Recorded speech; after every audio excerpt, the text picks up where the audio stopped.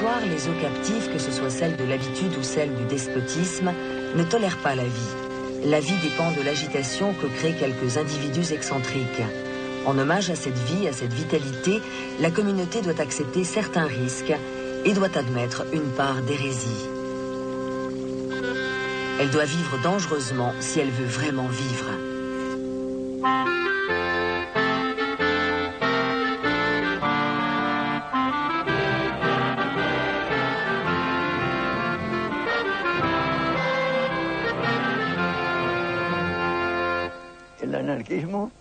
L'anarchisme, c'est la liberté.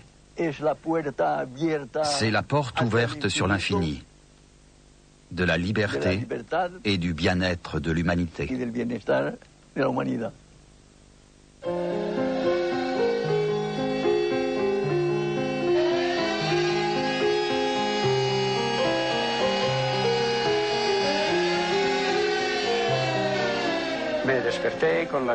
J'ai été réveillé par les sirènes des usines.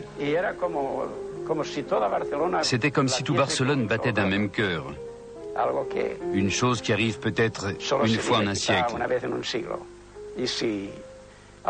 Et je peux dire que ça a marqué ma vie. Et je vis toujours avec cette émotion. La vraie révolution a commencé le 19 juillet. Le peuple s'y est lancé spontanément pour se défendre contre l'armée. Et c'est la seule et unique fois où le peuple a eu raison de l'armée, l'a vaincu. Nous avons réussi. Ce fut le fantastique cri de García Oliver, le 20. Nous avons réussi ce qui n'avait jamais réussi. Ce fut un moment d'intense émotion. Je pensais que nous n'avions pas fait la révolution sociale qu'en Espagne. Je croyais que nous avions triomphé dans le monde entier. C'était spontané. Le peuple s'est retrouvé maître de son destin. Il a exercé sa force et a réalisé les espoirs dont, pendant des années, il avait toujours rêvé. C'est une sacrée opportunité. Il faut l'accepter et aller jusqu'au bout. Un point, c'est tout. La libertad y el universo mi Dios, mi patria es la libertad, mi bandera la razón, mi camino la verdad, así es como pienso yo.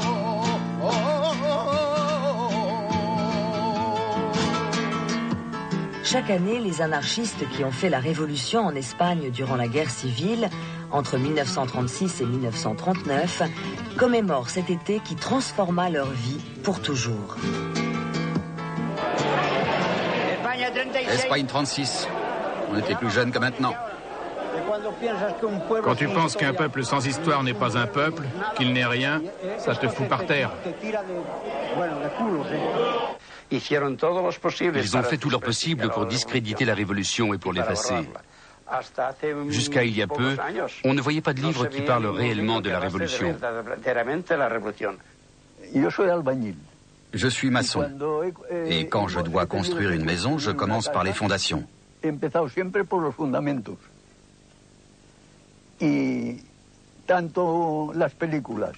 Comme pour les films, comme pour tous les actes de la vie, ils ont un commencement. Et c'est par le commencement, par les fondations, qu'il faut commencer. Il faut savoir pourquoi nous nous sommes battus contre le fascisme. Pourquoi nous avons vaincu le fascisme? Quelles étaient nos idées? Et pourquoi le peuple s'est identifié à elles?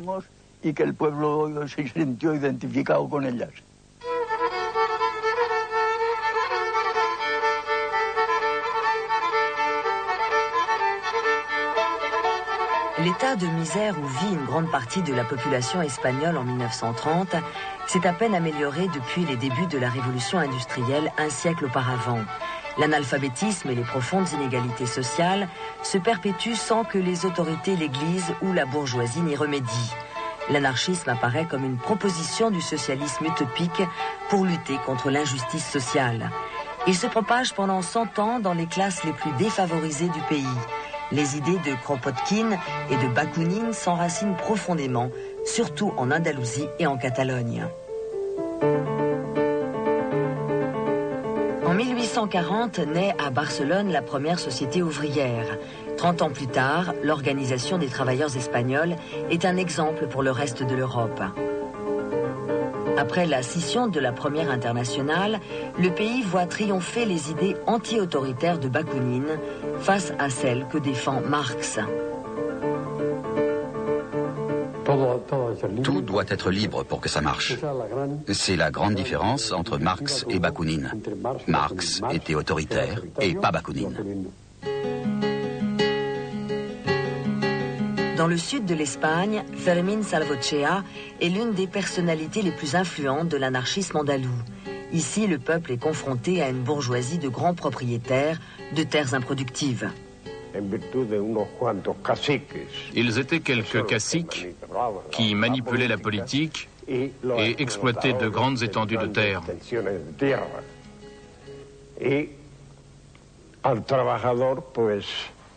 Ils fournissaient aux travailleurs 2 ou 3 mois de travail.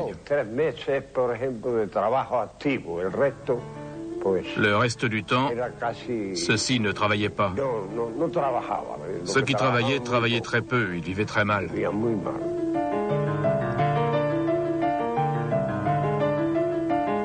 À Xérès, 4000 paysans prennent la ville au cri de « Vive l'anarchie » et s'attaquent au commerce en quête de nourriture. Pour venir à bout des groupes anarchistes de plus en plus influents en Andalousie, le gouvernement invente la Mano Negra. On exécute et on incarcère les personnes soupçonnées d'appartenir à un groupe en réalité inexistant. L'un des accusés se nomme Sánchez Rosa, auteur de la grammaire, l'arithmétique et l'avocat de l'ouvrier, des livres qui donnent aux travailleurs les moyens de se défendre dans les luttes sociales.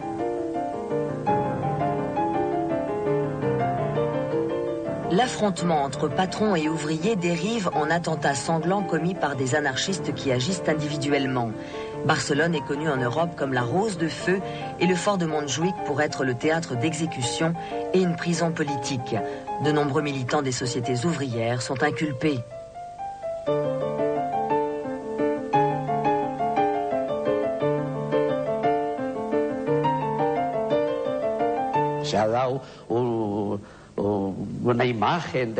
On a donné une image de l'anarchisme toujours pistolet au poing.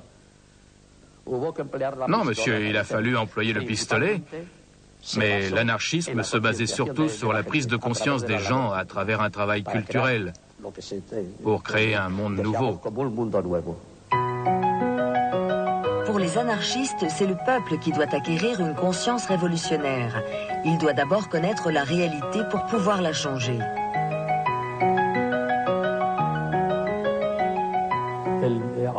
Le phénomène autodidacte s'explique ainsi. La soif de savoir, sans en avoir les moyens. C'est pourquoi il y a tant de revues et de journaux dans le mouvement libertaire espagnol. Tous les villages avaient une revue, ou faisaient un journal, ou un bulletin. C'est un prodige que presque personne ne s'explique. Soledad Gustavo et Federico Urales créent à la fin du 19e Tierra y Libertad et la Revista Blanca qui tirera jusqu'à 12 000 exemplaires. L'œuvre de Proudhon, divulguée par P.I. Margall, président de la Première République, introduit dans le pays le concept de fédéralisme, principe qu'adopteront à l'avenir les organisations anarchistes espagnoles. Anselmo Lorenzo, avec le prolétariat militant, propose des idées révolutionnaires pour l'émancipation de la classe laborieuse dans une future société basée sur la liberté, la solidarité et l'absence de tout autoritarisme.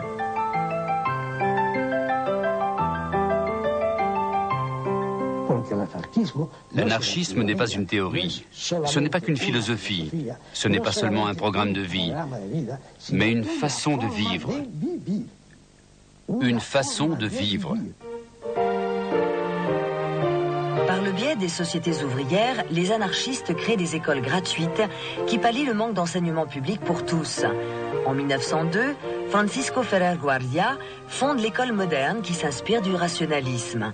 Il base son enseignement sur le respect physique, intellectuel et moral de l'enfant. Ferrer Guardia réagit contre l'obscurantisme de l'enseignement des prêtres et des religieuses. Cartésien et libertaire, il a voulu faire de son école la forge d'un enseignement dirigé notamment sur la raison et la logique. À partir de là, il déboulonnait le capitalisme, toute la politique et tout le pouvoir. Ils n'ont eu de cesse de tuer Francisco Ferrer en l'accusant d'actes qu'il n'avait même pas commis. Le fait dont ils l'ont accusé, et au nom duquel ils l'ont fusillé, était l'insurrection en 1909 à Barcelone des soldats qui ne voulaient pas s'embarquer pour l'Afrique. Ils ont été tués, assassinés pour le caprice de quelques militaires et du roi. Ferrer n'y était même pas. Il n'y a pas participé.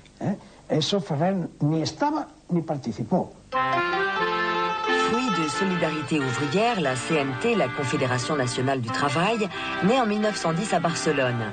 Elle a pour objectif de réunir le prolétariat espagnol en une seule organisation anarcho-syndicaliste ouverte à toute la classe ouvrière. Opposée aux partis politiques, ses instruments de lutte sont la grève, le sabotage et le boycott. En 2 décennies, la CNT devient l'organisation ouvrière la plus importante du pays et le mouvement syndicaliste le plus actif et le plus efficace de l'Europe moderne. La CNT est la tentative des ouvriers de s'organiser pour arriver économiquement et socialement à une société meilleure, avec, à brève échéance, l'autogestion, c'est-à-dire la capacité ouvrière d'assumer toutes les fonctions que l'État détient à présent, c'est-à-dire se substituer à l'État. La Première Guerre mondiale provoque en Espagne un enrichissement de la bourgeoisie qui ne génère pas d'amélioration pour la classe ouvrière. Les tensions augmentent et en écho à la révolution russe, les ouvriers espagnols organisent de nombreuses grèves pour obtenir enfin la journée de 8 heures.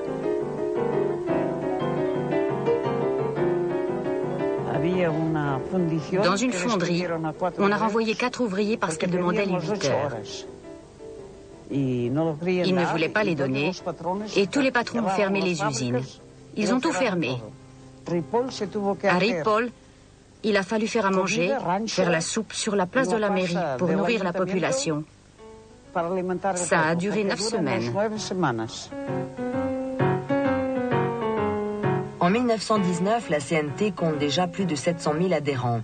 Les conflits sociaux se durcissent et provoquent chez les jeunes des réactions extrémistes et l'apparition de groupes comme Solidarios.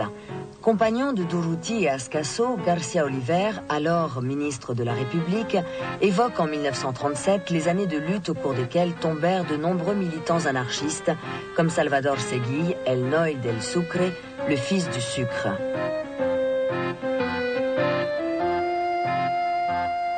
Nuestro grupo anarquista se formó el año 1923.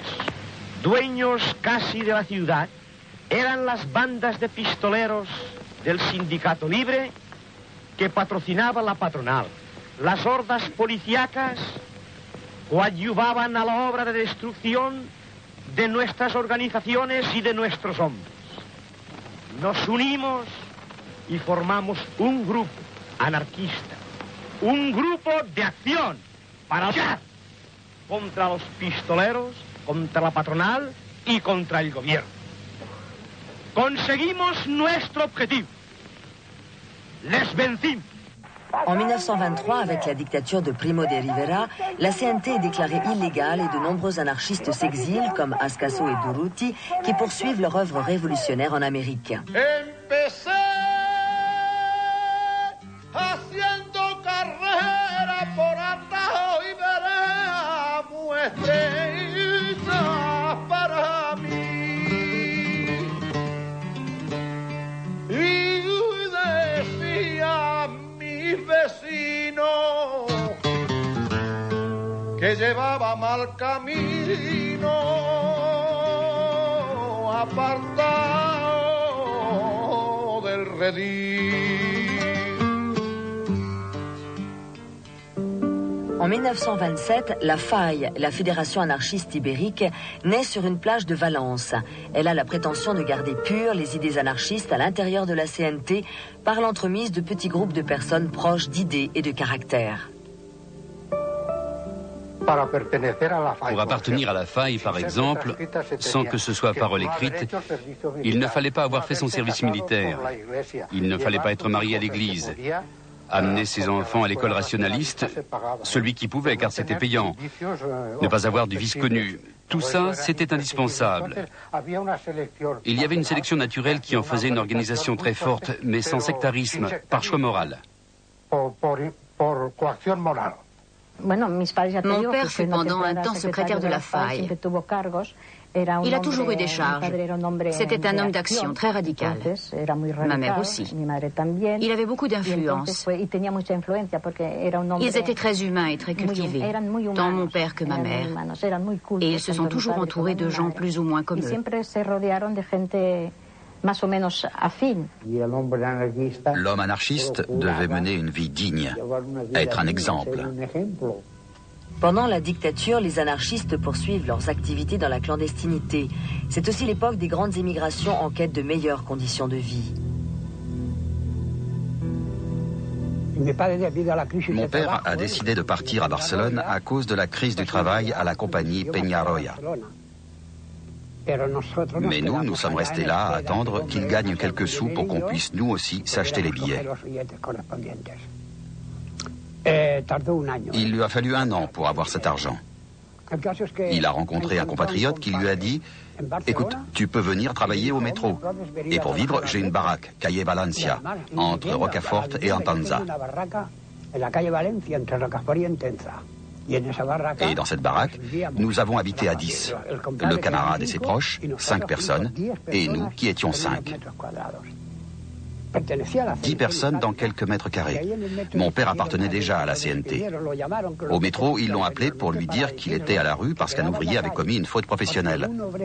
Et cet ouvrier était de Murcia. Alors, ils ont renvoyé 80 personnes originaires de Murcia. Mais le fait est qu'ils répondaient à une action purement organique de la CNT. Et c'est pour ça qu'ils ont été renvoyés. On savait qu'il existait un monde qui n'était pas le nôtre, un monde qui arrêtait nos parents, qui nous laissait sans travail. C'était le monde capitaliste, de la bourgeoisie, et nous en étions les victimes. Mais nous étions élevés dans l'enthousiasme et nous espérions que cela viendrait, que la société serait d'une certaine manière plus juste et plus égalitaire.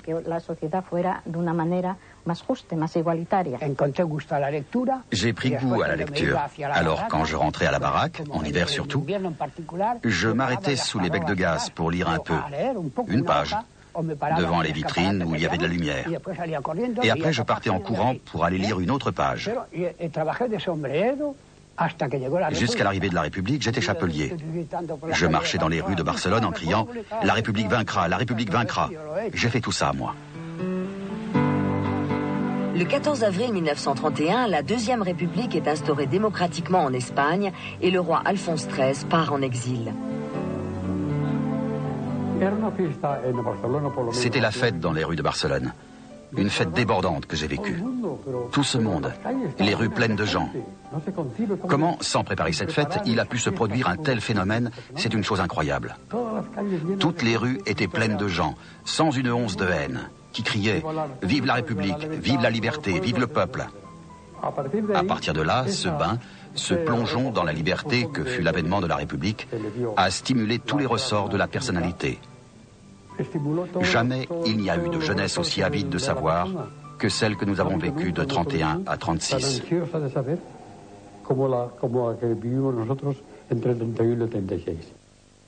Cette avidité que nous avions contenue s'est mise à déborder.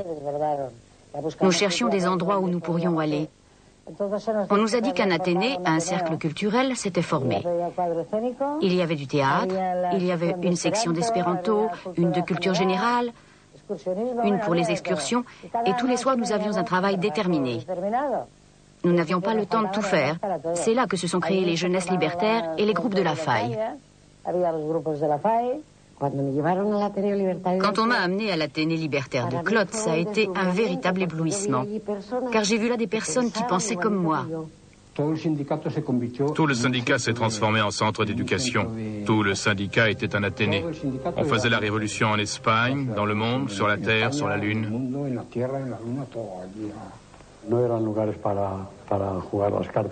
Ce n'étaient pas des endroits pour jouer aux cartes, pour boire, mais pour lire, parler, discuter, débattre, écrire.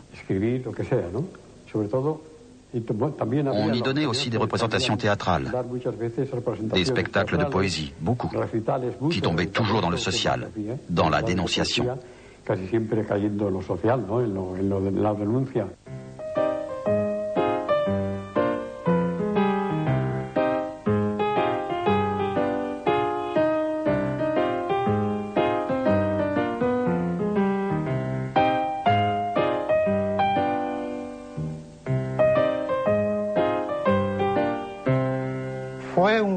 Toutes les publications anarchistes d'Espagne ont eu un grand succès. En parlant strictement, on arrive à plus de 70 publications anarchistes. Dès que 3 anarchistes se retrouvaient, ils faisaient un journal. Que ce soit El Cantero, que ce soit Voz de la Tierra. Alors on a ouvert les stands sur les Ramblas, ce qui n'avait pas été fait. Ce fut un grand succès, un enthousiasme. On n'avait pas assez de mains pour tout vendre. L'avortement légal, les 12 preuves de l'inexistence de Dieu, dynamite cérébrale. On criait les titres et les gens achetaient, parce qu'on ne nous avait jamais laissé faire ça jusqu'alors. Je devais avoir 10 ans, tout Barcelone criait Terre et Liberté. Terre et Liberté, organe de la Fédération anarchiste ibérique.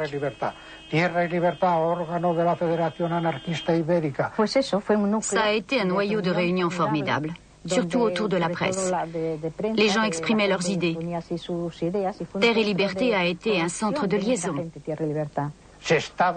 On était en train de faire une extraordinaire révolution mentale.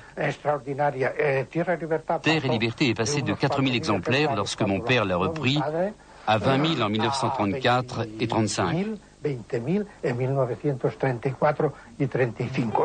Le roman idéal créé par la famille Urales, les parents de Federica Montseny, prétend diffuser les idées et l'éthique de l'anarchisme par le biais d'une écriture facile. Le roman idéal faisait un gros travail auprès de la jeunesse. Il y avait des sujets très intéressants et religieux aussi. Parce que la religion, à l'époque, en Espagne, tenait et a toujours tenu une place prépondérante. Alors on cherchait des sujets dans ce sens, des sujets contre, pour combattre la religion. Fondée à Alcoy en 1923, Génération Consciente initie ses lecteurs à la sexualité et à la santé.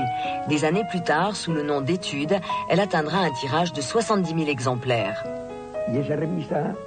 Dans cette revue, il y avait souvent des articles qui parlaient de ces choses-là.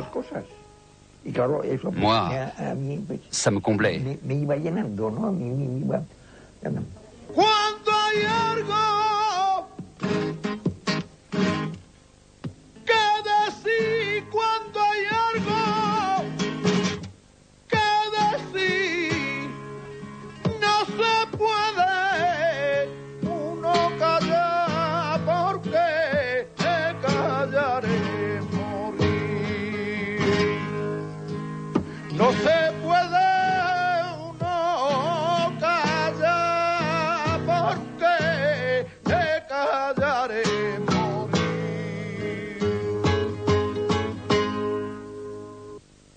Tu pouvais même écrire et dire « je voudrais savoir ci ou ça ». Et il te répondait « il y a telle méthode ou telle autre ». Il répondait par l'intermédiaire de la revue Études. Et puis il y avait la Pentalia qui était plutôt pour les nudistes. Je ne sais pas ce qui se passe dans les grandes usines de la sidérurgie et de la métallurgie. Les gens s'adonnent à l'alcool, on transpire beaucoup et on boit de l'alcool. Par contre, il y en avait certains que l'on remarquait tout de suite. Ils ne fumaient pas, ils ne buvaient pas, ils lisaient, ils discutaient, ils s'informaient, et j'ai été les rejoindre. C'étaient des anarchistes et des naturistes, des nudistes, etc., passionnés de culture. Pour nous, l'amour libre, c'était tout simplement un couple d'accord pour vivre ensemble, par affinité. D'accord pour s'unir librement, sans signer de papier, sans faire de contrat. Et s'il y avait dissension, pour se séparer d'un commun accord, en restant bons amis, sans procès, sans rien. Il me semble que c'était une chose révolutionnaire, parce qu'accepter que la femme est un compagnon sans passer par l'Église, sans baptiser les enfants. À l'époque, la mentalité des femmes était très fermée. Aussitôt, c'était une moins que rien. Les anarchistes veulent changer la société traditionnelle par un énorme travail culturel et idéologique. Ils créent à cette fin de nouvelles organisations chargées de propager l'idée parmi les jeunes. Les jeunesses libertaires voient le jour. Elles seront plus tard réunies en une fédération ibérique dont Fidel Miero sera le secrétaire général. La devise était culture et propagande. Faire que les gens adhèrent. On ne demandait à personne ses antécédents, ni ses idées. Tu veux faire partie des JJLL? Entre. Le jour où tu en as assez, tu t'en vas. Quand les garçons m'ont amené au JJLL, je suis entrée dans le groupe Solivida. C'était un groupe d'excursion. Le reste de la semaine, nous vivions dans l'attente du samedi. Comme nous étions tous prolétaires, nous étions très avides de nous instruire. Nous nous arrêtions, quelqu'un lisait un livre, une phrase, et nous la commentions, tout en nous reposant. Et puis nous reprenions notre marche. C'était un travail permanent, peut-être incompris maintenant, mais c'était ce qui donnait un niveau culturel et un grand sens de l'existence à ces générations qui allaient accéder au monde du travail.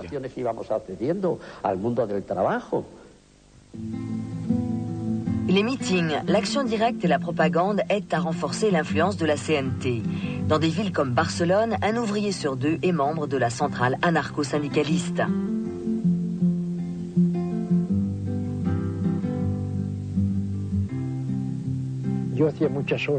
Je faisais beaucoup d'heures, jusqu'à 10, 12 ou 20, ce que le patron m'ordonnait.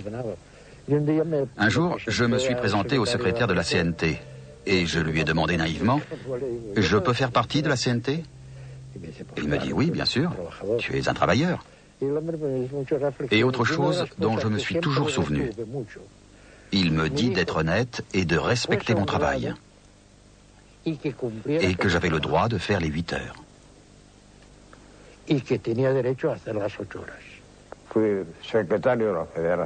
J'étais secrétaire de la fédération locale et régionale et ceux qui n'avaient pas peur rejoignaient l'organisation. Ils avaient une certaine confiance en nous parce que nous étions ceux qui prenions, disons, leur défense. Les problèmes les plus durs des paysans et des villages, c'étaient les groupes anarchistes qui les réglaient.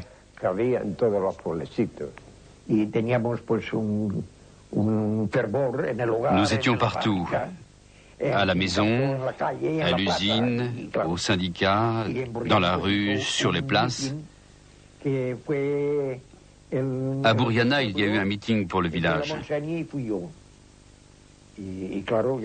Federica Montseny y était, et moi aussi.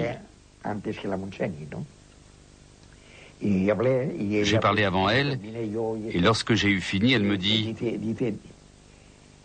Tu es important pour les paysans ». C'est ce qu'elle a dit.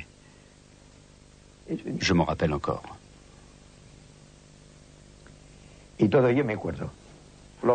Le plus choquant, c'est que la place était pleine. Il parlait et personne n'applaudissait. Le silence. Les gens n'applaudissaient pas, mais ils réfléchissaient à ce qui se disait. Ils écoutaient. On entendait juste de temps à autre « Vive la CNT ». Et aussitôt, un écho retentissait « Vive la CNT, vive le communisme libertaire ». Ça nous enflammait. Ça nous faisait sentir et vivre intensément ces moments, sans applaudir, sans cette rhétorique communiste qui déclenche applaudissement sur applaudissement. C'était plutôt une sorte de sérénité, de conscience.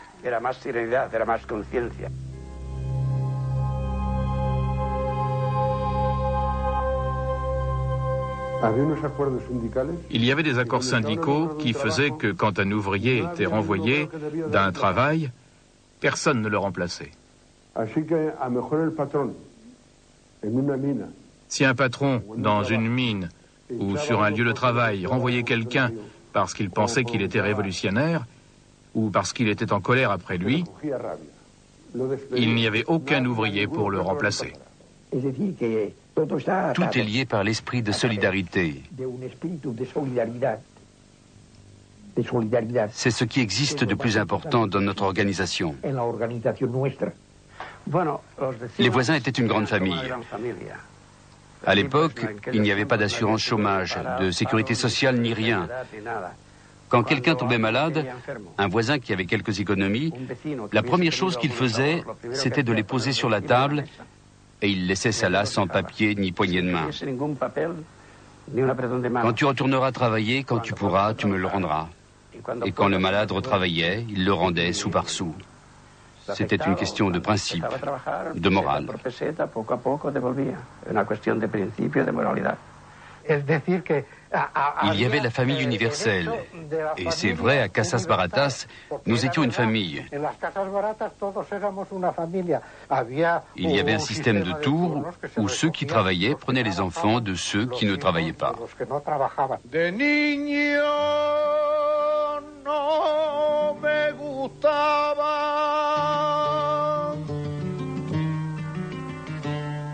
los libros, ni la sotana, ni salir en procesión. Era tan desobediente como el viento de poniente, revoltoso y juguetón.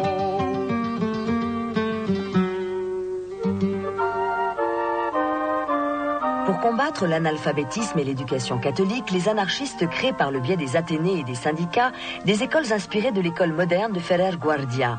On y applique des méthodes pédagogiques comme celle de De Crolli ou celle de Pestalozzi.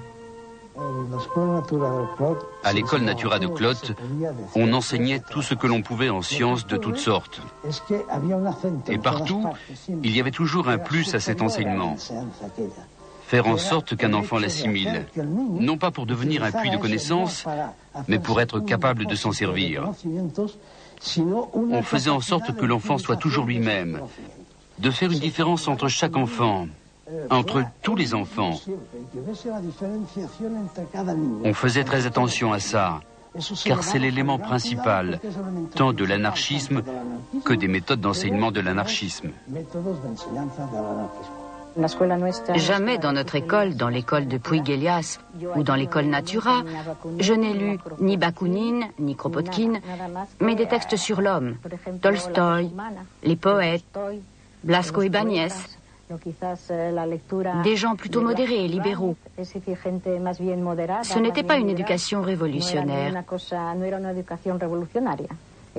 Elle était pacifiste, antimilitariste, humaniste et cultivée. C'est tout.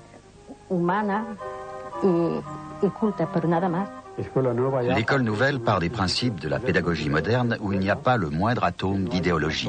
Mais par-dessus tout, et comme base de tout, se trouve l'idée de la liberté. L'émancipation des travailleurs doit être l'œuvre des travailleurs eux-mêmes.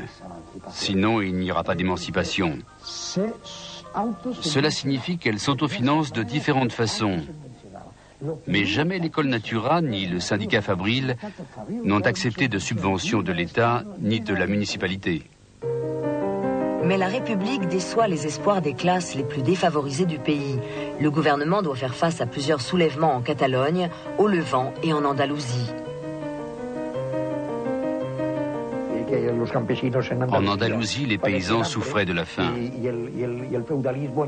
Le féodalisme continuait d'y garder des milliers d'hectares sans les cultiver et maintenait les gens sans travail.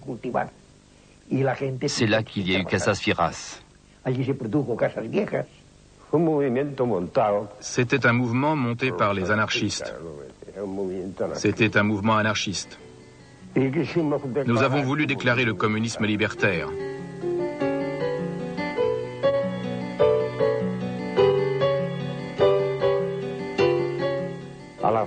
Ils ont assassiné les familles de Casas Viejas et ils ont brûlé les maisons. C'est un village de la province de Cadix.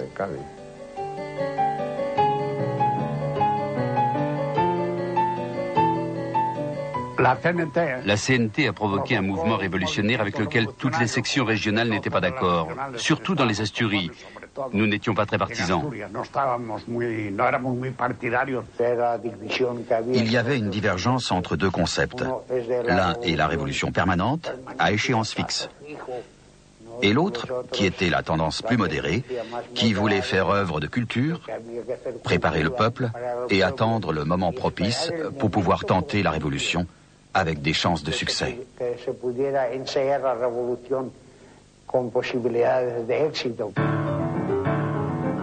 En 1 an et demi de République, l'affrontement entre droite et gauche est à l'origine de 30 grèves générales, de 400 morts et de 9000 détenus.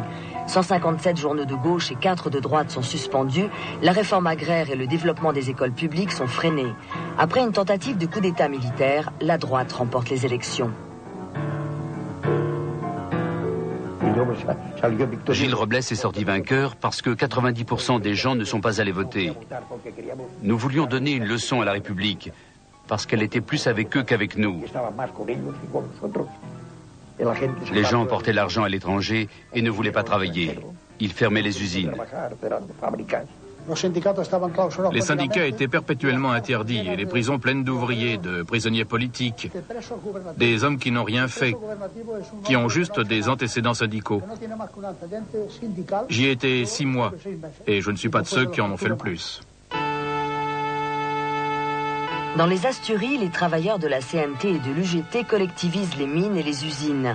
Ramón Alvarez fait partie du comité révolutionnaire.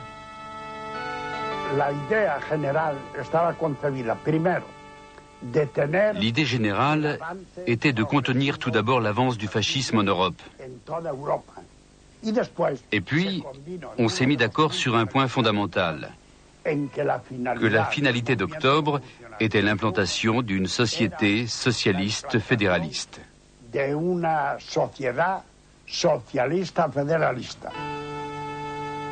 Mais la révolution dans les Asturies n'est pas secondée par les forces de gauche du reste de l'Espagne.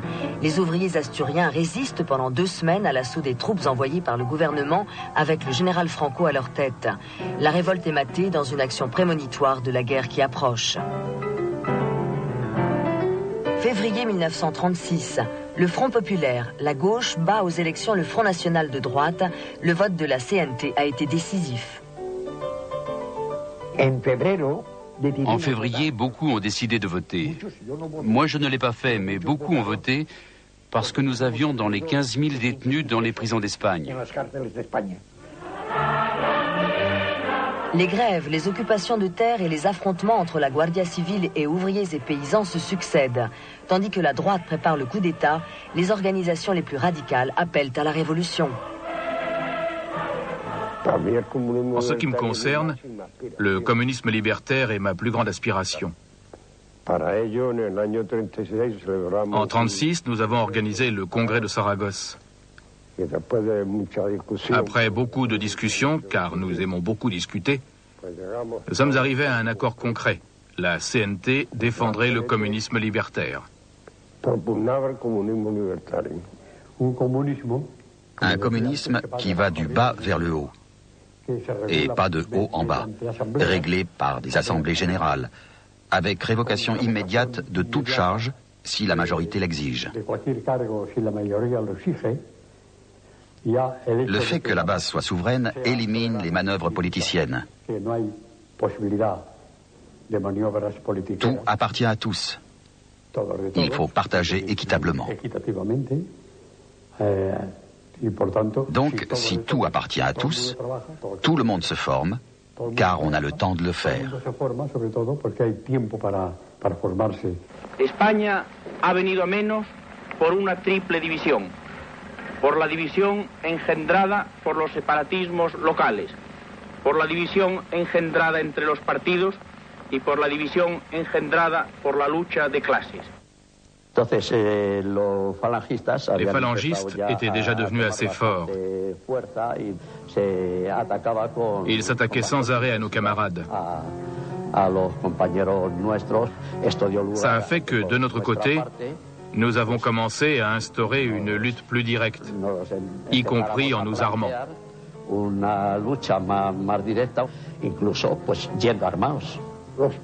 Les villages se sont coupés en deux. Dans mon village de 1500 habitants, ceux de droite ne saluaient pas ceux de gauche. Pour la plupart des travailleurs, la chose est claire. Ils savent qui ils ont en face. L'Église, mais aussi le capitalisme. Ce sont leurs ennemis séculaires. Le cardinal Segura s'est constamment battu contre la République. Oh, c'était inévitable. Ils étaient déjà à l'étranger en train de s'entraîner. Ils avaient passé des accords avec Mussolini et avec Hitler. Tout le monde le savait et tout le monde s'y préparait. Les partis comme le gouvernement. Mais il y avait des ministres qui dormaient pendant que les autres partaient à l'attaque. Le gouvernement central de Casares Quiroga niait l'éventualité d'un putsch. Et ce qui a été fatal, il a donné l'ordre à tous les gouverneurs de ne pas armer le peuple. Il n'avait plus peur de la révolution que des militaires. Il ne faut pas oublier que début juillet, Companys dit au chef de l'ordre public qu'il désarme la CNT, les anarchistes.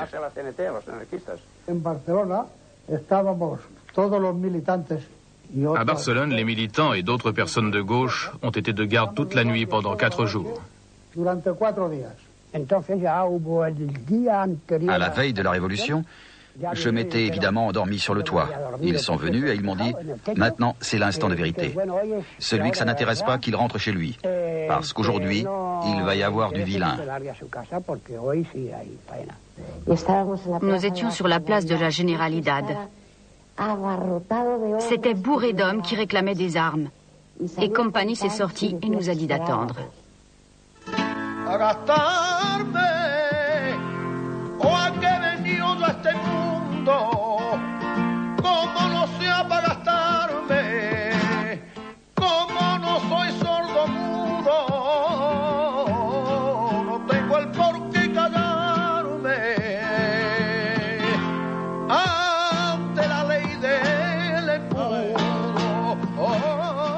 Juillet 1936, les ouvriers de Barcelone alertent la population avant le coup d'État militaire.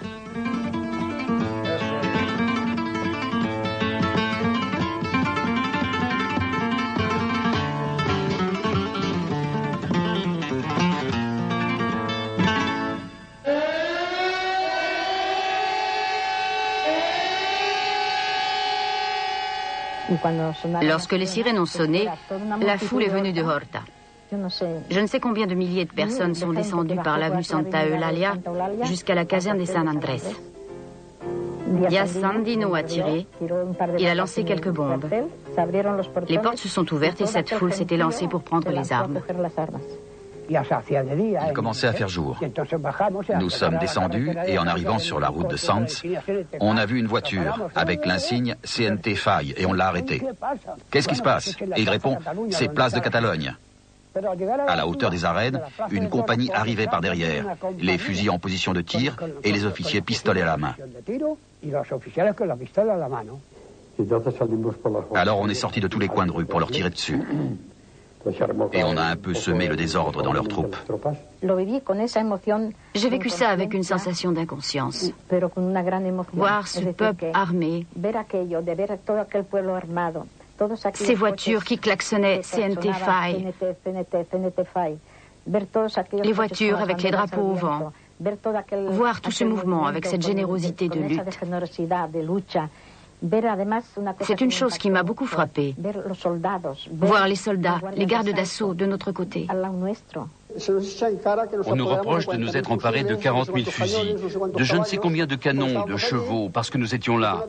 Mais il n'y avait pas que nous. Il y a même des photos de gardes d'assaut abrités derrière un cheval. Ils venaient avec nous, ils n'allaient pas avec leur unité. Enfin, il y avait tellement de gens.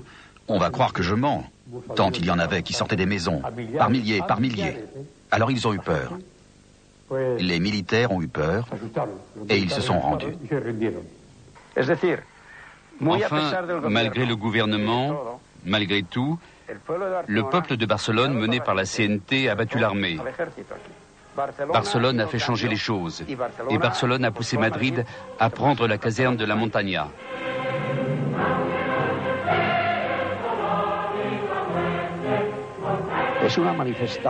Ce fut une manifestation publique de tout le peuple de Madrid qui tentait de s'opposer à ce qui allait lui tomber dessus.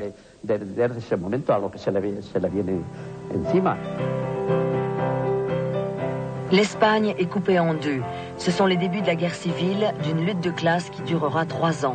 Les insurgés assassinent au fur et à mesure de leur avance les sympathisants et les militants républicains ou de gauche. Dans l'Espagne loyale à la République, les représailles ne se font pas attendre pour tous ceux qui sont soupçonnés d'appuyer l'insurrection. Des tireurs étaient embusqués dans les clochers des églises, des couvents.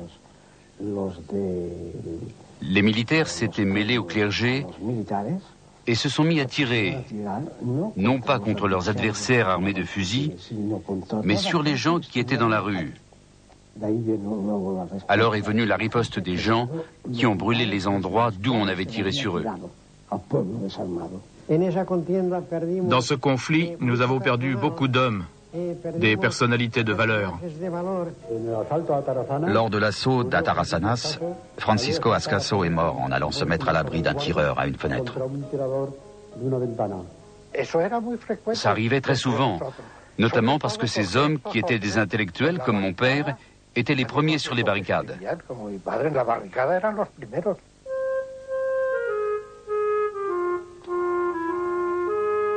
L'incapacité totale de réaction du gouvernement de la République face au coup d'État militaire et à l'effondrement des structures de l'État fait qu'en de nombreux endroits, ce sont les citoyens eux-mêmes qui organisent la nouvelle société.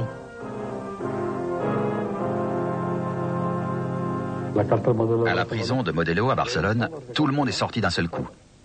C'était la première heure de gloire de la Révolution. Libérer tous les prisonniers, et les prisonnières bien sûr. On a rompu avec tout ce qui concernait l'État. Nous n'avions plus besoin du gouvernement, il ne servait à rien. Ça ne regardait plus que le syndicat. Nous n'acceptions plus d'ordre, ni de commentaires, ni de conseils de personne, si ce n'est du syndicat. On a aussitôt créé un comité pour recruter d'abord des gens pour partir en Aragon et ailleurs, et ensuite pour éviter qu'il y ait des vengeances personnelles. Le 19 juillet, un changement de société s'est opéré automatiquement. La plus grande partie des capitalistes étaient partis. Les autres ont abandonné, ils ont fui et les ouvriers ont dû prendre en charge l'organisation du travail. Alors la CNT-UGT s'est réunie pendant la nuit. Il y a eu une assemblée à la Maison du Peuple, un cercle de riches. Et comme ils avaient disparu, on a fait la réunion là. On a nommé des comités d'usine, des conseils d'entreprise, pour chaque catégorie de travail, pour qu'ils continuent. On a décidé d'employer tous les chômeurs qu'il y avait, quelques-uns dans chaque usine. C'est ce que nous avons fait et il n'y a plus eu de chômeurs. Les riches disaient qu'ils avaient 500 ouvriers de trop, et les ouvriers disaient qu'il y en avait 5. Et quand ces 5 ont disparu, il y a eu du travail pour tout le monde. La récolte n'était pas encore faite, et il était urgent de la faire, de moissonner et tout, et que ça se mette à fonctionner. Un jour, le peuple de Membria s'est couché pauvre et s'est réveillé riche. Il s'est réveillé riche parce qu'il a mangé tout le pain qu'il voulait, alors qu'avant, il ne pouvait que supporter sa faim.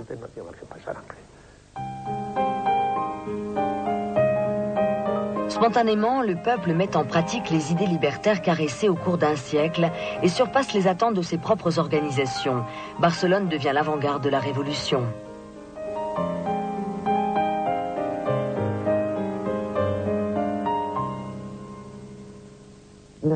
Dans les jours qui ont suivi, nous sommes entrés en contact avec le syndicat des transports et ils ont commencé à apprendre aux femmes à conduire les tramways. Et tu voyais des femmes conduire les tramways. Des camarades voulaient partir au front. Moi, je me suis employé à trouver des livres et un camion, parce qu'on avait une envie folle de créer une bibliothèque populaire dans le quartier.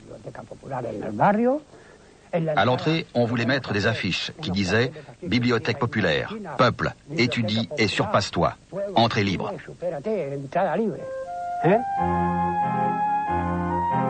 En Catalogne, les anarchistes sont alors la force majoritaire et le pouvoir détenu par la Généralité passe aux mains du Comité des milices antifascistes, une nouvelle organisation née de la Révolution. Les membres de la Généralité ont abandonné leur bureau. La Généralité n'est plus restée qu'avec un seul homme de Companys à la direction de la police. Et la rue était à nous. Companys a demandé à la CNT de lui envoyer une commission pour avoir un entretien. Il leur a dit « Nous vous devons tout. Vous avez maté ce soulèvement. Nous vous avions mal jugé. À partir d'aujourd'hui, je ne sers plus à rien. Je ne suis plus président. Si je peux vous être utile, je serai à votre service. Parole de Companys.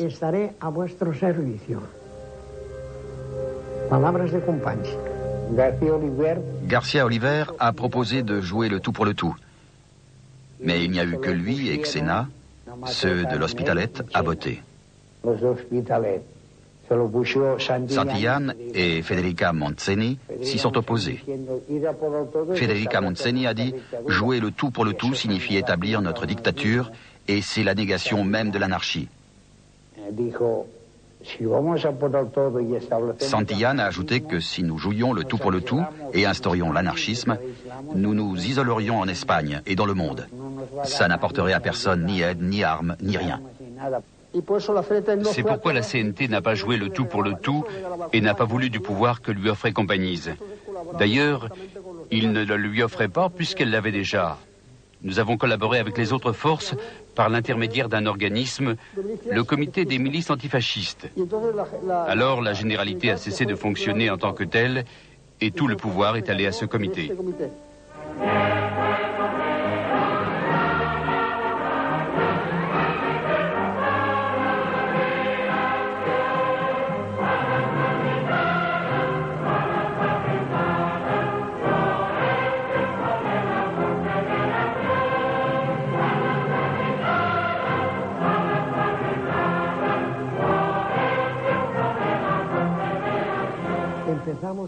On a commencé à organiser les colonnes. Par la sortie qui est sur cette photo, on arrive à la gare de France. Et ils partaient droit au front, à l'endroit qu'ils demandaient. Et la plupart réclamaient « avec Durruti, avec Durruti, avec Durruti ».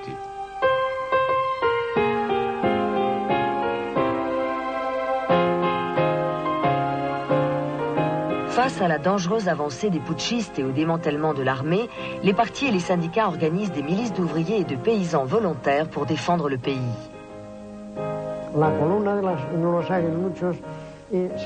La colonne des Aiglons s'est créée pour que tous les participants soient du mouvement libertaire.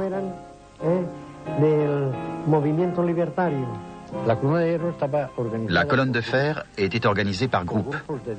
Des groupes de 10 et 10 groupes formaient une centurie. Le chef de groupe était désigné. Et parmi les 10 groupes qui formaient la centurie, on désignait un délégué de centurie. L'amitié, la confiance ou la personnalité d'un camarade faisait qu'on lui donnait le commandement. Il y a toujours eu un commandement, mais un commandement sous condition. Il ordonnait et il obéissait. Je suis partie d'Alcolea et on est allé en marchant jusqu'à Madrid. Là, on nous a emmenés dans une caserne, les hommes et les femmes, et on a monté le bataillon Ascaso et je l'ai rejoint.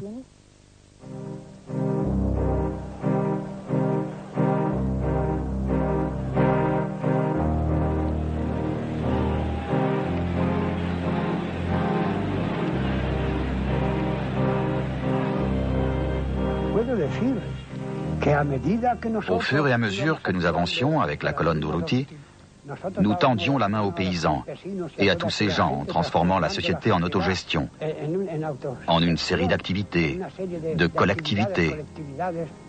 Et c'était ce à quoi nous avions prétendu toute notre vie. Nous ne faisions pas que nous battre. Au fur et à mesure que nous avancions, ils avaient le champ libre pour pouvoir former, donner forme et éthique à ce qui devrait être notre société, notre future société.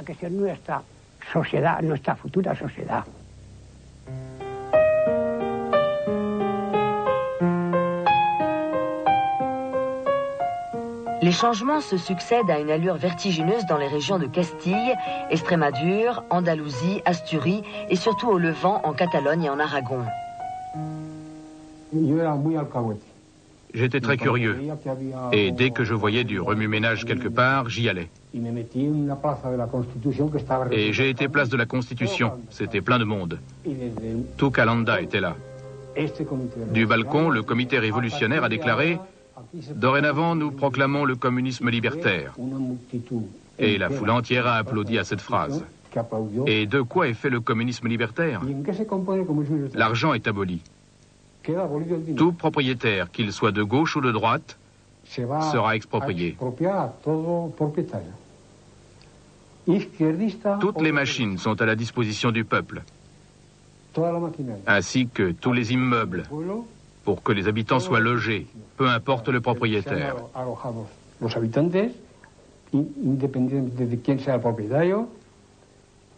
Le travail est collectivisé. Les travailleurs seront répartis par groupes. Nous n'avons pas eu besoin de Sénèque pour organiser ça. Les travailleurs l'ont fait. Un comité de syndicats s'est constitué. Le plus important, sans aucun doute, est un comité de défense, un comité d'agriculture, un comité d'alimentation, un comité de coiffeurs. Les travailleurs désignaient les délégués qu'ils jugeaient les plus aptes à mettre en train la distribution du travail. La distribution de tout.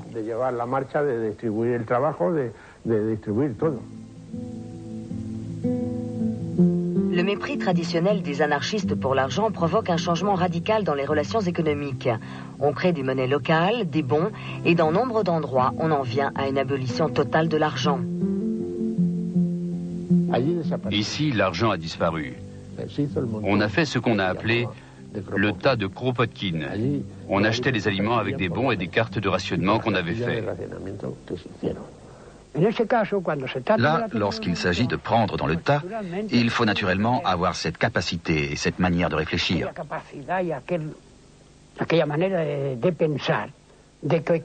Pour quelle raison est-ce que tu vas prendre 2 kilos de viande, si tu en as assez avec un, et que demain tu pourras venir en chercher un frais, ou un costume, ou une paire de chaussures? On ne payait ni la lumière, ni l'eau, ni l'école, ni rien. Tout était gratuit. Aucun égoïsme, ça n'existait pas. Comment aurait-il pu y en avoir? Quand il n'y a pas d'argent, il ne peut y avoir d'égoïsme. On le dit aujourd'hui et les gens ne le comprennent pas. Mais non, ça se passait bien. Le fait d'avoir collectivisé, l'immense majorité du village l'a bien accepté. Et tous n'étaient pas syndicalistes ou anarchistes.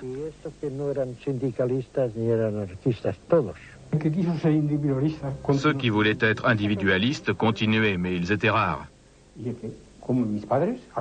Mes parents, par exemple, à 30 mètres d'ici, étaient individualistes. Ils devaient échanger des produits pour avoir droit à la carte. Il n'y avait pas d'argent. Cette année-là, mes parents ont élevé 4 porcs d'abattage. Un camarade est venu. Ce que faisait ma mère me dégoûtait un peu. Un camarade est venu, je savais qu'ils allaient venir. Ils décident que la famille a assez d'un porc et ont réquisitionné les 3 autres. Avec ça, toutes les dépenses de l'année étaient payées. On travaillait par plaisir. En plus, on gaspille moins en étant collectiviste qu'en individualiste. Imaginons maintenant qu'il y a 100 individus qui travaillent en collectivité et 100 autres pas. Les 100 n'ont pas besoin de 100 tracteurs et les autres en ont besoin d'au moins 10.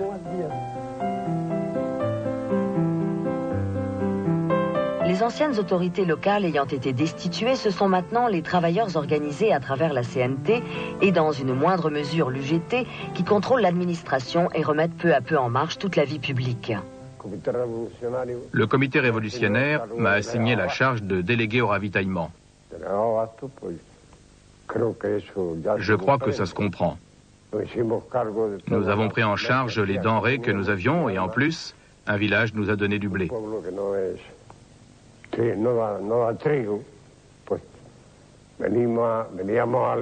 Ensuite, on est allé au Levant et on l'a échangé contre du sucre. De là, on a rapporté du chocolat et d'autres choses, enfin du troc.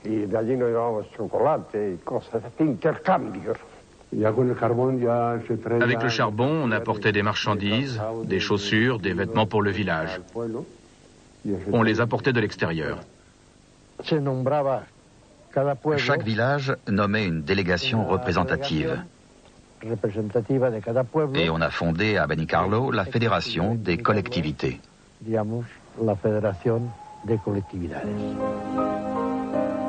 Au Levant, l'UGT et la CNT travaillent en collaboration après l'expropriation des terres et des usines.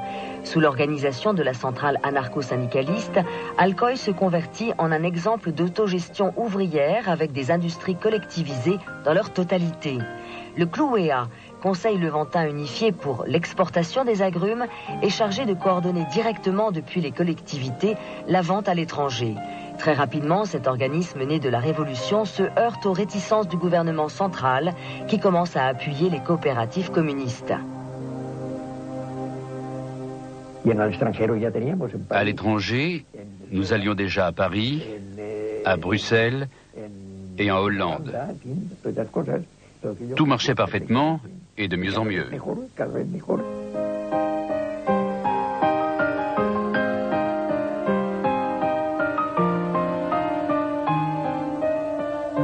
Dans les Asturies, la CNT et la FAI font partie du Conseil des Asturies et Léon, où Ramón Alvarez est conseiller à la pêche. Les ouvriers étaient les administrateurs des industries. Nous avons continué à ne pas faire de collectivité de manière déclarée, mais de manière souterraine.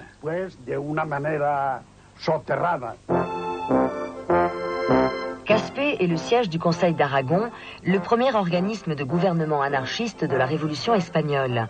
8 conseillers coordonnent le travail des collectivités de la région.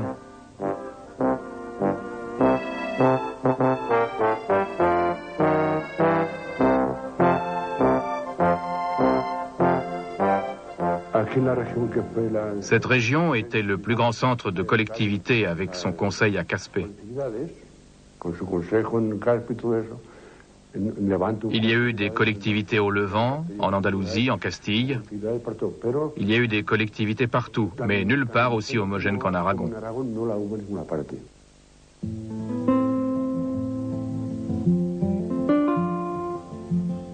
La révolution sociale que vit l'Espagne rurale a l'appui de la majorité des paysans. 3 millions d'Espagnols vivent selon les principes du communisme libertaire.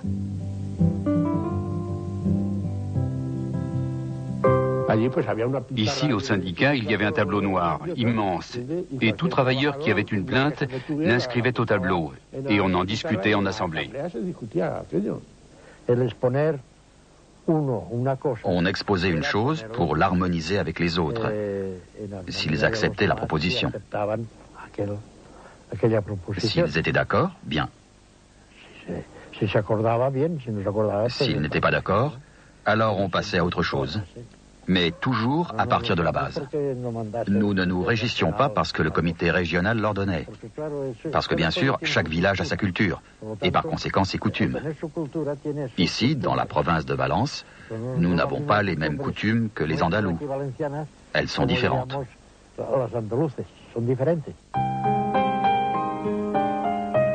Avec l'occupation des terres et une répartition plus rationnelle du travail, la production augmente. La gestion collective des bénéfices permet la construction d'hôpitaux, d'écoles, de canaux d'irrigation, de fermes et de centres d'expérimentation agricole. En plus du groupe scolaire Francisco Ferrer, où il y avait 18 professeurs, du verger et du potager du couvent et des frères, on a créé une zone agricole expérimentale. On a planté des vignobles, des oliveraies. Avec les vieux oliviers improductifs, on faisait du charbon. Une transformation s'est opérée et la collectivité a bien prospéré. On a décidé d'acheter 2 tracteurs. Et 2 tracteurs à Calanda, sans arrêter de travailler, ça en là-bas. Non seulement on a remplacé les 350 hommes partis au front, Mais ça nous a permis, et c'est la stricte vérité, ça nous a permis qu'aucune terre cultivée à cette date ne reste en jachère. Toutes ont été cultivées. Como aquel que cada otorga, y aunque la ignorancia es sorda, pude levantar la voz más fuerte que los ladrillos de los perros consentidos y que la voz del paso.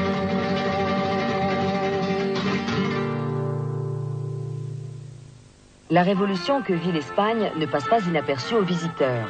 George Orwell, engagé volontaire dans une colonne du POUM, décrit ses impressions en arrivant à Barcelone. C'était la première fois que je me retrouvais dans une ville dirigée par la classe ouvrière. Les anarchistes exerçaient virtuellement le contrôle de la Catalogne et la révolution était en plein essor. Les attitudes de type servile avaient disparu. Personne ne disait « monsieur » ou « vous ». Tout le monde s'appelait camarade et se tutoyait et disait « salut » au lieu de « bonjour ».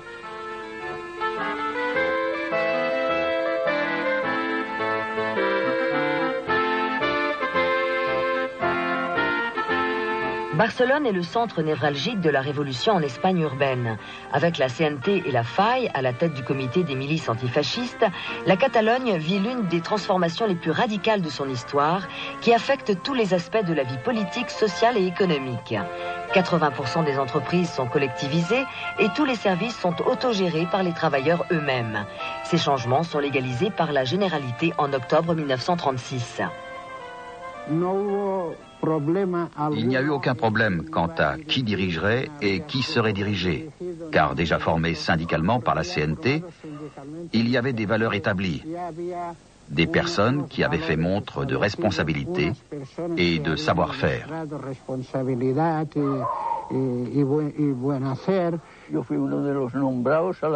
J'ai été nommé à la collectivité du Grand Métro. Et une fois là, lors d'une réunion générale des transports, on m'a nommé secrétaire. J'étais maçon, je connaissais peu les transports, mais on se mettait vite au courant. Les circonstances nous y obligeaient. On a organisé une commission qui s'appelait Administration et contrôle de la propriété urbaine, composée de 3 personnes de la Généralité, 3 de la CNT et 3 de l'UGT. J'étais l'un des 3 de la CNT. La propriété n'a pas été abolie, mais réquisitionnée. Les propriétaires avaient le droit d'administrer leur ferme et avaient le droit de faire partie de l'administration de cette commission.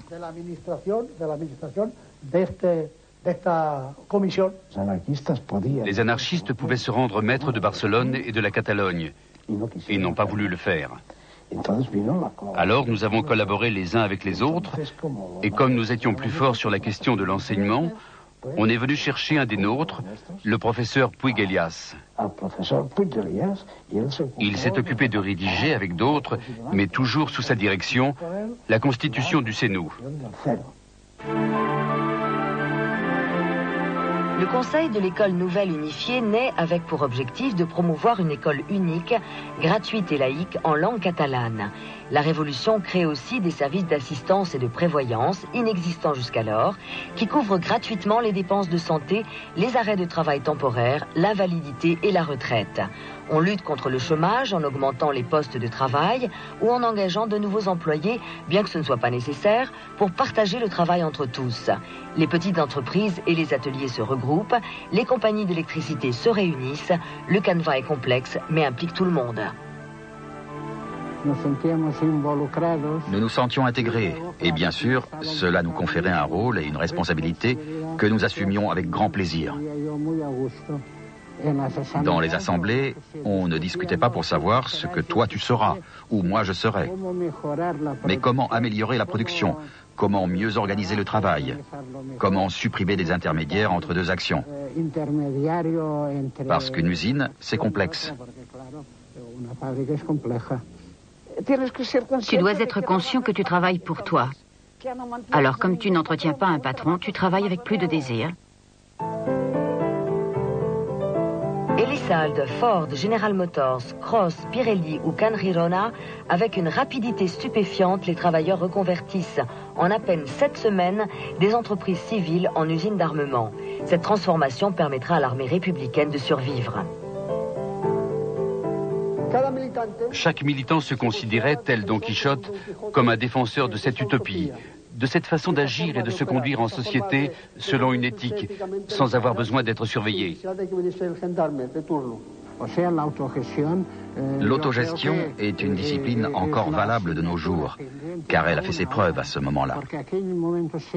Bien sûr, il y a celui qui est cultivé et celui qui l'est moins, l'imbécile et l'intelligent. Mais tous ont quelque chose. Tout être humain a quelque chose à apporter. Presque tout le monde dit que c'est une utopie.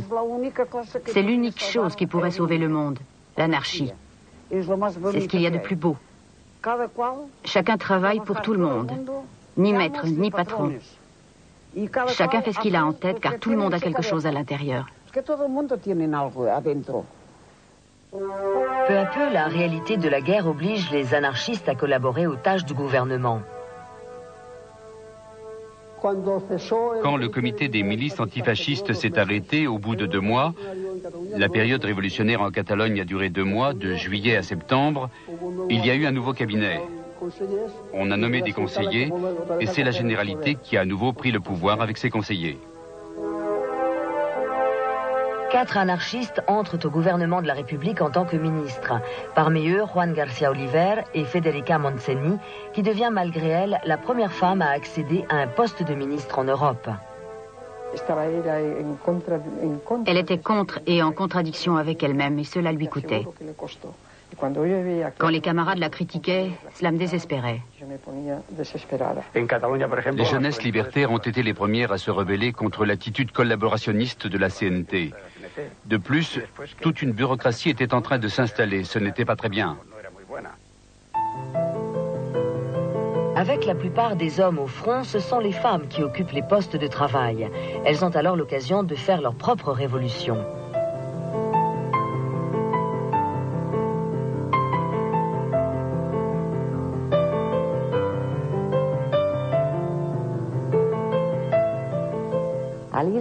Une fois les hommes partis au front, elles ont occupé les postes qu'ils avaient laissés vacants à la production. Peut-être que ça les a réveillées. Elles se sont senties plus libres. Parmi les camarades que je connaissais, l'une était à la fabrique d'espadrilles et c'était elle qui dirigeait tout. L'autre à l'usine de sucre. Alors qu'avant, c'était des emplois qu'avaient toujours occupés des hommes. Nous n'avons pas donné à la femme l'importance que nous aurions dû lui donner. Dans les assemblées de la CNT, c'est tout juste si on y voyait 3 femmes. La femme était au foyer. Les hommes se croyaient tous les droits. Nous voulions préparer la femme pour qu'elle sache utiliser ses droits vis-à-vis de ses enfants, de son foyer, de son mari et de sa propre vie. Femme Libre naît de mouvements locaux et devient l'une des organisations féministes les plus importantes de l'époque. Suceso Portales à Guadalajara et Concha Liaño à Barcelone en sont 2 des principales instigatrices. Nous étions différentes des mouvements bourgeois de libération féminine, car nous nous rendions compte que, par leur préparation, elles luttaient pour se mettre en compétition avec les hommes, afin d'occuper les charges assumées par des hommes. Mais nous dirigions la femme prolétaire, l'ouvrière, celle qui n'a pas d'instruction. Qu'elle sorte de cette servitude, qu'elle sorte de cette soumission au travail, au foyer, qu'elle se considère en personne adulte. Et c'est là-dessus que nous avons dû le plus insister. En créant des écoles où la femme puisse apprendre, pas seulement à lire et à écrire, mais je ne sais à combien de centaines de milliers de femmes nous avons appris à lire et à écrire. Dès que nous formions un groupe, la première chose que nous faisions était une école. Nous leur faisions des cours d'éducation sexuelle. Nous avions des cours spécifiques et des femmes qui enseignaient et allaient même dans les hôpitaux faire des stages. Nous avons fait une série de brochures à ce sujet et sur la relation homme-femme que nous avons envoyée au front. Nous avons fait des milliers et des milliers de petites brochures.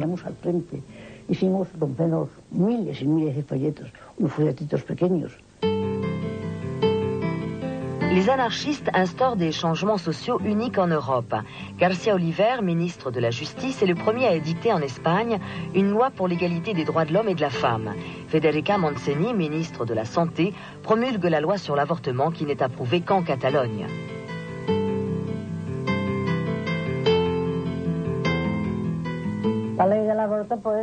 La loi sur l'avortement a été promulguée d'abord en Catalogne et a été aussitôt mise en pratique.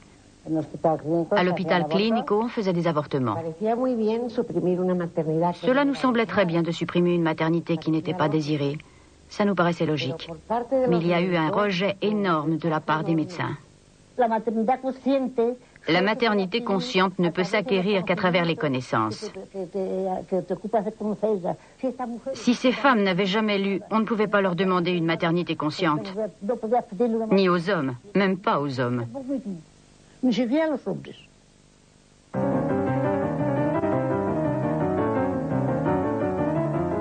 Les aides allemandes et italiennes à la faction insurgée et la politique de non-intervention des démocraties occidentales provoquent la déroute des forces républicaines.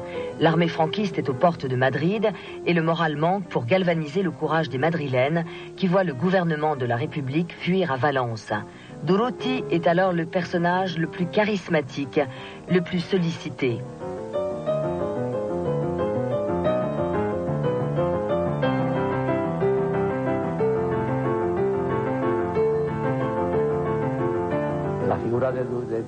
La figure de Durruti représentait alors le phare de la liberté.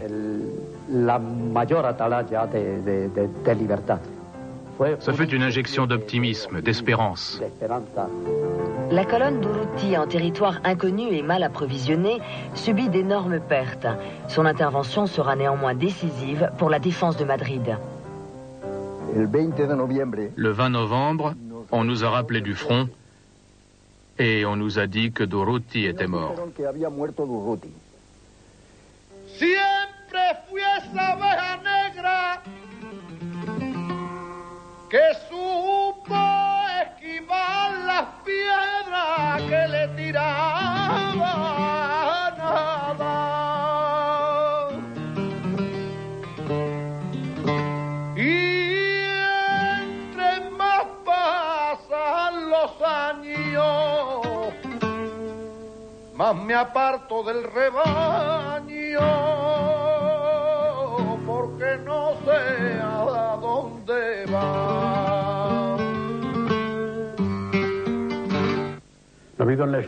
Jamais il n'y a eu dans l'histoire un enterrement comme celui de Durruti à Barcelone. Je crois qu'on a compté 1,5 million de personnes. C'était incroyable. La République tente de réorganiser l'armée et impose la militarisation obligatoire. L'objectif est de gagner la guerre en oubliant la révolution. Les anarchistes poursuivent malgré tout leur idéal de vaincre le fascisme pour créer une nouvelle société. Ils ont dit qu'ils allaient militariser la colonne. Elle n'était pas militaire, nous étions miliciens. Ils nous ont dit qu'ils allaient la militariser et nous avons répondu non. Nous détestions la discipline militaire. Nous étions partis à la guerre pour combattre le fascisme, mais pas pour devenir militaires.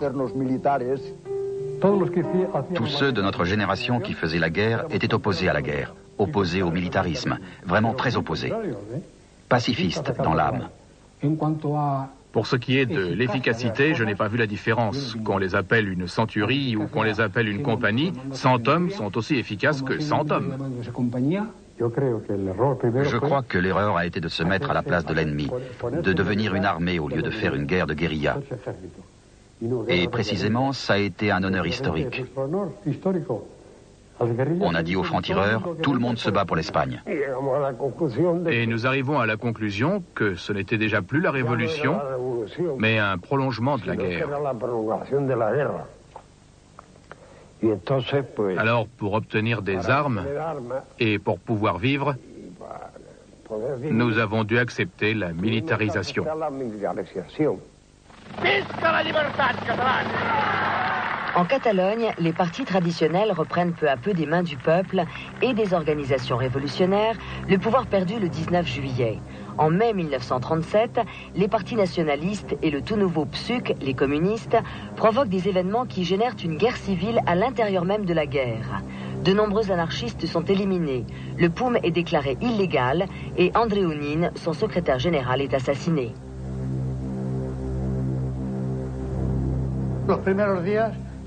Les premiers temps, toute la Catalogne a vécu cette ambiance libertaire. C'est après, avec les revers et les difficultés qui surgissaient, que les forces qui n'étaient pas sympathisantes ont réagi et qu'ont eu lieu les événements de mai. Artemio Aiguader, qui était conseiller de la Généralité, a ordonné à la police de la Généralité de s'emparer de la Telefónica. La Telefónica était aux mains de la CNT, qui a bien sûr résisté. Et tout est parti de là. Dans les faubourgs, nous étions les maîtres absolus, mais dans le centre, il y avait des rues qui étaient aux uns et aux autres. Et il y a eu beaucoup de morts.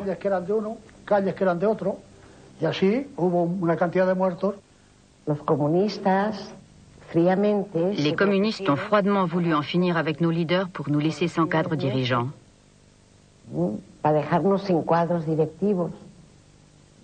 Et ils y sont presque arrivés. C'était terrible. Ils tuaient les camarades à l'épée. À San Andrés, ils ont tué plus de 50 camarades des JJLL. Pour arrêter ça, les camarades qui étaient ministres, Garcia Oliver et Federica Montseny, sont venus de Valence à Barcelone pour demander un cessez-le-feu. On les a écoutés et tout s'est paralysé.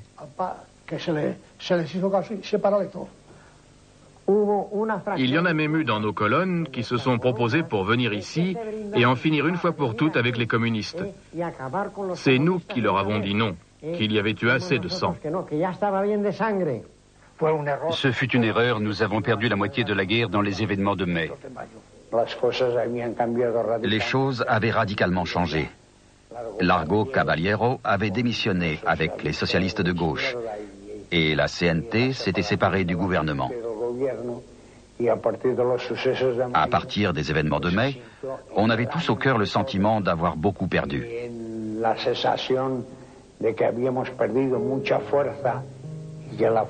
Le Parti communiste était en train de prendre de l'ampleur et toutes les bonnes armes qui arrivaient de Russie allaient aux forces qu'il commandait.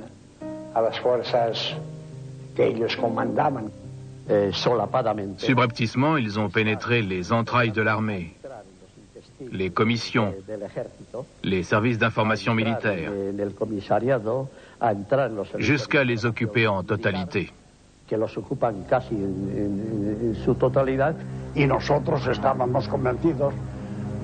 Nous étions convaincus que leur idée était d'accomplir l'ordre de Staline, d'éliminer notamment les anarchistes, de reprendre le pouvoir et de terminer la guerre quand Staline le déciderait. C'était ça l'idée. Idéologiquement, ça ne les intéressait pas que ces mécanismes révolutionnaires se poursuivent et nous fassent gagner la guerre. On aurait pu dire au pays, ce qui a gagné la guerre, c'est à la fois l'œuvre qu'a accompli l'anarchisme et ce qu'a fait la CNT, et c'est un départ pour l'avenir. C'était la première révolution anarchiste du monde. Une révolution qui n'était pas contrôlée par le Parti communiste n'avait aucun sens pour les communistes. Tu sais ce qui s'est passé avec les collectivités. Lister est venu avec toute son armée et il a fait table rase de tout sous la férule des fusils. Voilà le grand paradoxe, que les communistes aient détruit le communisme le plus communiste. Il est arrivé, il est tombé pile et il a fait ce massacre que tout le monde connaît. Ce qu'a fait Lister, c'est parce qu'exactement comme les bolcheviks en Russie, les pouvoirs dictatoriaux n'admettent pas que se présente une tentative libertaire de la nature de celle qui se vivait en Aragon. Ils ont incarcéré le Conseil d'Aragon. À l'arrière, on jetait en prison les responsables des collectivités à Calanda, etc. Malgré les tentatives du gouvernement et des communistes de détruire les collectivités, la plupart se reconstruisent et continuent leur travail. À Calanda, Miguel Selma est nommé à 16 ans responsable de la collectivité. Il n'y a pas eu de changement du fonctionnement et des objectifs. Il n'y a eu aucun changement et ça a duré jusqu'au 15 mars 1938. Durant toute la guerre, ni la capacité de production de la Catalogne, ni sa capacité de collectivisation n'ont diminué. La pression de certains éléments conservateurs de la généralité et les communistes n'ont pas pu empêcher l'autonomie économique que la CNT avait en Catalogne. De la que la CNT tenía en Cataluña. Guerre, manque de matières premières, destruction d'installations, boycott du capitalisme international et agression du gouvernement de la République lui-même, la révolution que vit l'Espagne depuis 1936, avec la mise en pratique des idées anarchistes, subit toutes sortes de revers. Pourtant, la production a augmenté, les conditions de travail se sont améliorées, les citoyens sont plus égaux et l'économie a un fonctionnement plus rationnel.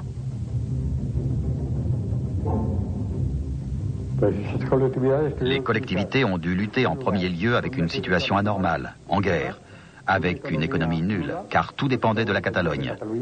Si la Catalogne avait envie de donner de l'argent, elle en donnait. Sinon, non. Déjà, le fait même de demander dérange, surtout un Aragonais. Enfin, tous les inconvénients, sans parler de la politique de Madrid.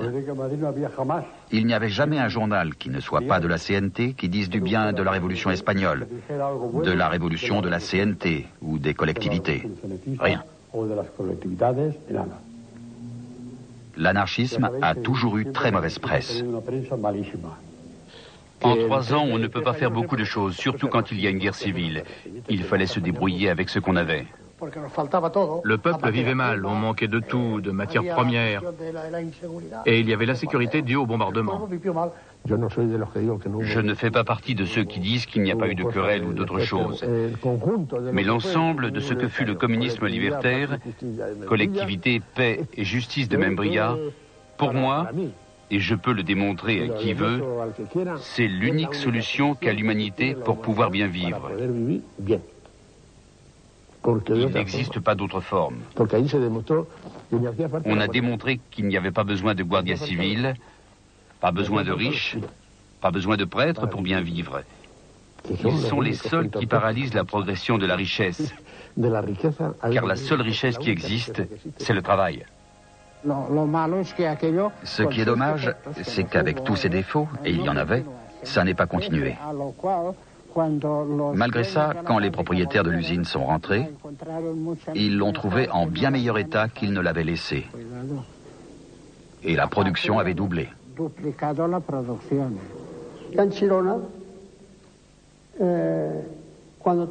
Quand la guerre a été finie, lorsque les propriétaires de Can Girona ont fait le bilan, à leur grande surprise, la fonderie avait un capital bien plus élevé qu'avant la guerre, parce qu'on avait importé des machines, de l'outillage, des fours électriques pour faire des alliages spéciaux. Ensuite, quand les troupes franquistes sont entrées, ils ont donné l'ordre de démolir ces nouvelles constructions. Et aujourd'hui, il ne reste rien de tout ça. Tout a été détruit. Cela représentait un trop grand prestige pour la zone républicaine et pour ceux qui avaient géré et dirigé l'entreprise de Can Girona. Nous étions parfaitement au courant que les puissances démocratiques ne voulaient pas nous voir gagner. Mais la passion, c'est mieux que rien. Et nous nous disions que nous continuerions tant que nous le pourrions. Et quand est venue la fin, dont nous savions tous qu'elle allait venir, ça a été très dur de l'accepter. Très. Ce fut très douloureux. Non seulement nous perdions notre patrie, mais nous perdions nos idéaux. Et nous savions que c'était pour toujours. Le combat était perdu, nous battions en retraite. Quand ils se sont retirés à la CEU d'Urgell, nous nous sommes rendus compte que Barcelone était perdue. Il y avait quelques camarades et mon père a téléphoné à Barcelone. Il a téléphoné à la maison CNT Faille et une voix lui a répondu « Vive l'Espagne, vive Franco ». C'est la seule fois, enfin pas la seule, mais où j'ai vu pleurer mon père. Ce fut un instant lourd d'émotion pour ceux qui étaient là.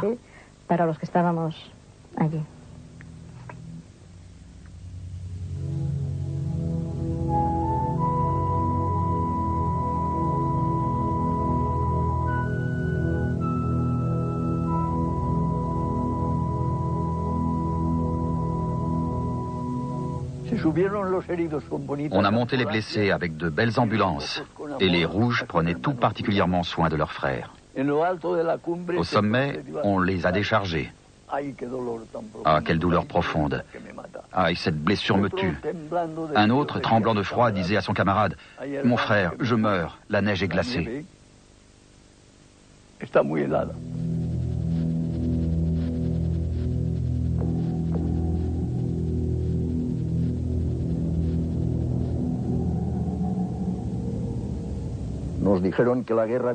On nous a dit que la guerre était finie. Celui qui ne voulait pas, qui n'était pas d'accord avec le régime de Franco, pouvait partir à l'étranger. Les ports de Valence et d'Alicante seraient ouverts tant qu'il y aurait une seule personne à vouloir partir. Personne n'est parti du port d'Alicante. Des Rouges de la zone républicaine, personne n'est parti. Ils nous ont pris et nous ont amenés à Albatera.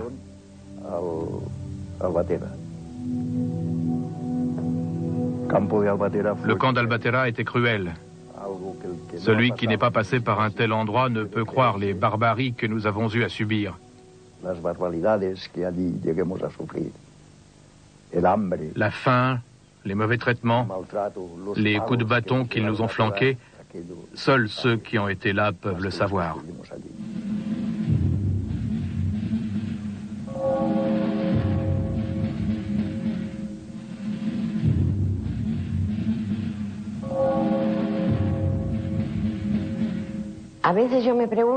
Souvent, je me demande si tant de douleurs, tant de sacrifices, tant de souffrances ont valu la peine. Et puis je me dis qu'en réalité, nous avons donné une leçon au monde. On a beau dire, nous avons pu donner un exemple qu'il est possible de vivre sans gouvernement, puisqu'il n'y avait pas de gouvernement, et que les collectivités marchaient. Et tout marchait comme ça, par accord mutuel. Pour moi, les 3 mois que j'ai passés à la collectivité sont les moments les plus heureux de ma vie, car je n'avais à me préoccuper de rien. À quoi bon l'argent? Ce furent les années les plus intenses de ma vie. J'ai connu la fraternité, le désintérêt, l'esprit de sacrifice et la solidarité. Je me suis senti frère de ceux qui luttaient avec moi, qui avaient les mêmes idées. Je crois que c'est la meilleure des choses et qu'il faut lutter pour cela. Car même si ce n'est pas pour demain, si ce n'est un objectif, il faut que ce soit une illusion, une utopie, comme une poésie. Le cantao a casi todo lo que me ha dado que pensar. Le cantao a casi todo y ahora le voy a cantar la que nunca existió, la paloma de la